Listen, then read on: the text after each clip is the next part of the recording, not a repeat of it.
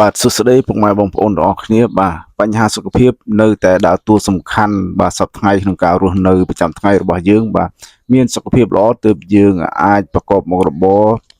រកស៊ីទទួលទានបានបាទហ្នឹងហើយសម្រាប់ការហាត់ប្រាណវាមានច្រើនជម្រើសបាទបងប្អូនអាចរើសយកលំហាត់ប្រាណណាដែលបងប្អូនពេញចិត្តបាទហ្នឹងហើយខាងខ្ញុំក៏មានឧបករណ៍មួយចំនួនសម្រាប់ឲ្យបងប្អូនរើសយកទៅហាត់ប្រាណបាទដូចជា dumbbell ឬក៏អង្គទាយជាដើមបាទពុកម៉ែបងប្អូនមានត្រឹមតែ$10គឺអាចយកទៅបានហើយបាទហើយយើងអាចដូចជាឧបករណ៍ dumbbell មួយនេះលេងទៅគឺអាចឆាប់ឡើងសាច់ដុំដៃសាច់ដុំទ្រូងបាទដិតជាតិខ្លាញ់បានល្អហើយនឹងជួយសម្រកគីឡូផងដែរបាទហ្នឹងហើយសម្រាប់បងប្អូន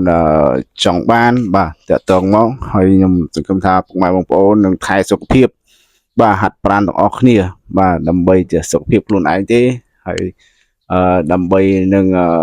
បន្តដំណើរការនៃអាយុកាលរបស់យើងបាទកាលណាសុខភាពយើងល្អហើយអាយុកាលរបស់យើងក៏